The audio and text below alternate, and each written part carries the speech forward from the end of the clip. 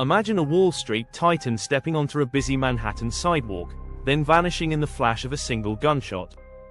What could turn an Ivy League engineer into the most talked about defendant in America?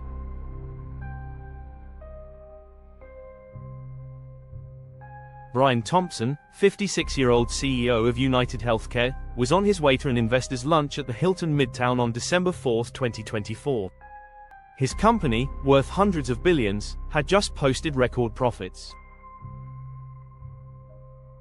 At 11:38 a.m., a lone figure approached, raised a 9mm ghost gun, and fired once. Thompson collapsed. The shooter melted into the crowd, leaving a single shell casing etched with the words.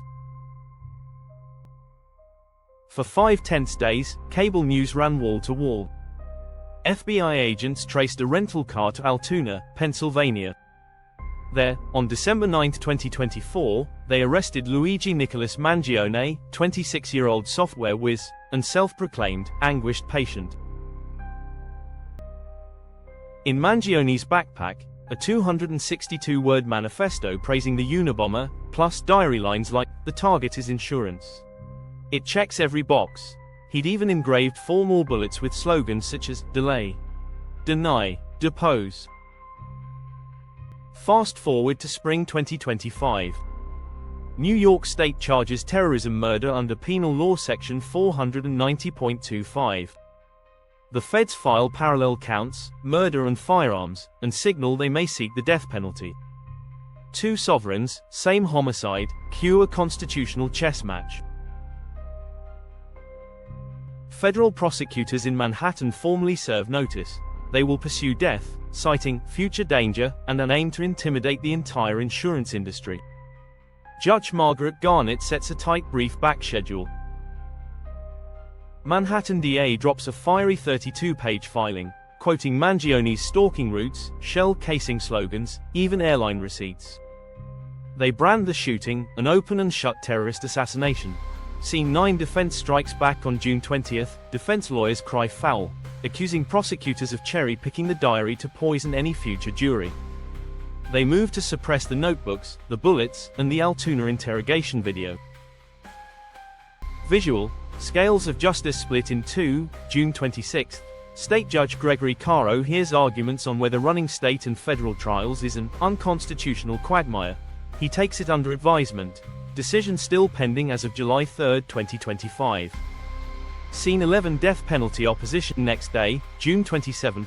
Defense files a sealed brief pleading for Mangione's life. The government's reply is due August 26. Clock is ticking. Scene 12. The public wildcard. Hashtag Free Luigi. While lawyers spar inside, a grassroots storm brews outside. LED billboard trucks circle the courthouse. Reddit's Free Luigi swells past 40,000 members, many saying the real villain is denial culture, not the gunman. Protesters chant, care, not profits, forcing judges to tighten jury selection plans. Issue 1. Double jeopardy.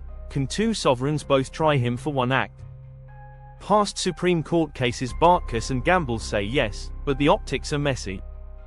Issue 2. Suppression. Was that backpack search lawful? Without the diary, the terror theory wobbles. Issue 3. Capital aggravator. Does carving slogans on bullets prove intent to intimidate an entire population? Prosecutors think so. The defense calls it ranting. Issue 4. Order of trial. If the state case goes first and nets life without parole, does a later death sentence look excessive? The Justice Department is following the Boston Marathon Tsarnaev template. Lone wolf ideology, meticulous planning, maximum penalty. But Manhattan juries haven't delivered a federal death verdict in decades. Paint Mangione as a broke, desperate patient driven to madness by a $180,000 spine surgery bill. Lean on mental health experts. Aim for guilty but life. Late summer, Judge Caro rules, probable outcome. He denies dismissal but may trim the state terrorism count, setting up a 2026 trial. In federal court, Judge Garnett keeps the death notice alive. A guilt-phase trial likely slides to autumn 2026. One act, two courtrooms, millions watching. Will Luigi Mangione become the first person in modern Manhattan to face a federal execution order, or will a jury say life is enough punishment for a crusader against corporate greed? Stay tuned, the next filing could rewrite everything.